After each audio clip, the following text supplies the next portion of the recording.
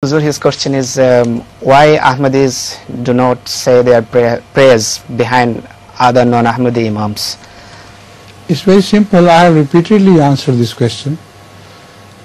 You see, if Mullah, an ordinary Imam, is inquired from who made you the Imam, did Allah appoint you as Imam? He would say, no, people have made me Imam. Now you can question, if people have made you Imam, you are an ordinary Imam,